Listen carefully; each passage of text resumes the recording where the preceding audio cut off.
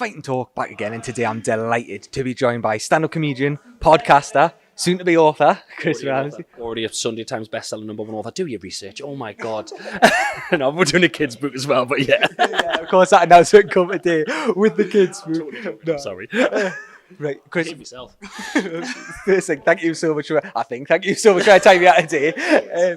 Well, we're here at SBG South Shields. We'll touch on this in a minute. Of course, you've had a very busy run-in just before Christmas there with that tour. What was that like to start with the Shag, Marry and Hide tour? Amazing. Like, because we do the podcast from home, you don't ever hear any of your listeners laugh. So it's the second tour I've done, and going out into arenas where there's like 10,000 of them, and they're all in the gang. Does that make sense? Whereas a stand-up, even when you're a huge fan of a stand-up comedian, there is always a little bit of the audience. When the stand-up walks out, there's always a little bit of like, come on then. Do you know what I mean?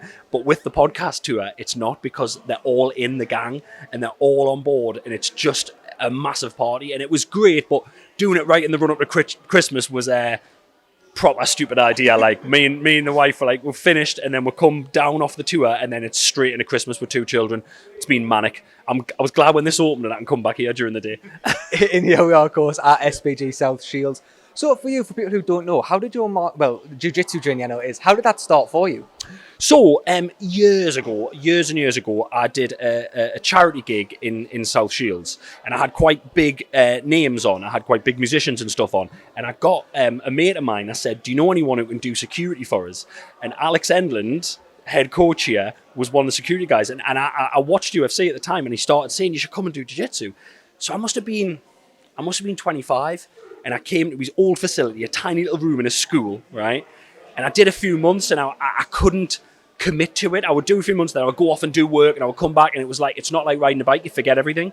So I always had in my brain of like, I'd love to do that again. And then last year, a couple of friends of mine started the beginner course, and I went, you know what, I'm going to do that again. And since January 2023, I've been here, apart from a little stint during the tour and a little stint during the TV show, I've been here at least twice a week.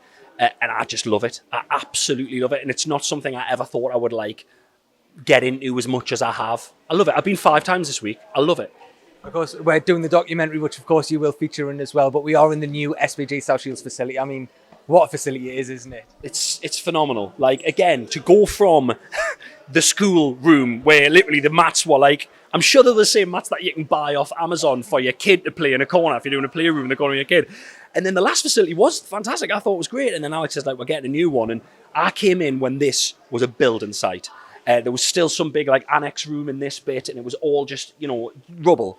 And they've done an unbelievable job, and the mats are phenomenal. From the mats to everything, obviously the coaching's just great.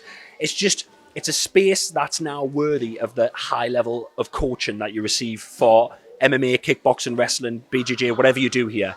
It's phenomenal. Of course, we can see the kids' class there going on behind us as well. I know today on the podcast you'd said that your youngin's going to come back along and try it out. Why do you think it's important for kids especially to get into a sport like jiu-jitsu? I'd love my kid to, but I'm not going to push him, because my dad tried to push me into football, and I don't follow football at all, and it's his fault 100%. I'd love my kids specifically to get into it, just because it's really good for, I feel for me personally, it's really good for like controlled aggression. It's really good for problem solving. It's almost like meditation for me. It like switches my brain off. But it's I don't know, I just think there's something in where a little bit of rough and tumble in a controlled environment, especially for kids, is just a great thing to do. And obviously, to be able to defend themselves. I saw a quote once by someone, and it was amazing. It said, if someone tries to punch you, you can run away. If someone tries to kick you, you can run away. But if someone grabs a hold of you, you need to get them off you to be able to run away. And that's all I want for my kids, to be able to get out of danger. And I think jiu-jitsu, it's one of the most, what's the word? It's one of the most ones that you can apply to the real world the most.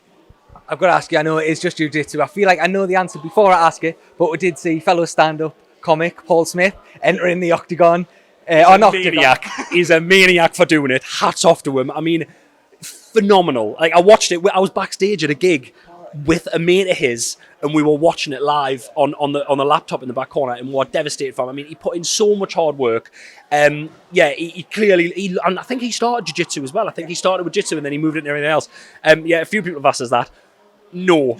Absolute respect to him. And, you know, I thought he was very unlucky. I think he just got caught. If he'd have been able to take Jake down, maybe it would have been a bit of a longer fight. But he's a maniac for doing that, and I would never do it. No chance. You will never catch me doing that. But hats off to the lad. Look, you just said there, watching it backstage, you're a big fan of mixed martial arts. How did you sort of get into it? Like, what was it? Can you remember the first fight you were watching or the first athlete you watched? I remember my dad is friends with a guy called Paul Sexton, who was a hairdresser in South Shields. Now, Paul's brother, Colin, and him and Ian Freeman were like the pioneers of Northeast MMA. And I remember it might not have even been a DVD, it might have been a VHS, and I'm showing my age here. And my dad weirdly brought one home, and he was like, oh, I think Colin had given them, and he was like, watch these. And I think it was all Pride fights. And then the UFC, I honestly can't, I think I might have illegally downloaded a UFC years ago. And the first one I remember watching was, I think it was Mike Quick Swick. And it was the one where he coined his guillotine the Swickatine because it was so quick. And honestly, I've barely missed a numbered event since then. And I absolutely love it. I go to the live ones in London now. Whenever the UFC's in London, I always get to go down there. And because of work and because like me and Rosie have done the O2, I get like octagon side seats.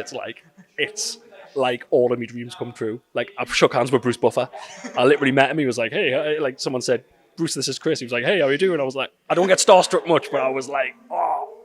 Yeah. That's very close to the action, but I know the action come very close to you as well, like that Michael McIntyre's Midnight Game Show.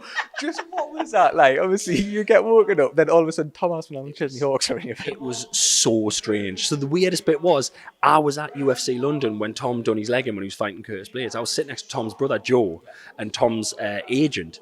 And I got on with him really well, and you know, it was... I think I'd exchanged numbers with his brother Joe. So the next day I text Joe and I was like, your kid was in my room last night with Michael McIntyre. It was so weird, but he walked. Tom Aspinall walked out my bathroom. The last time I'd seen him was in the octagon, and he's just standing in my bed. I mean, I had a big bedroom at the time, but he made it feel small. He's a big lad.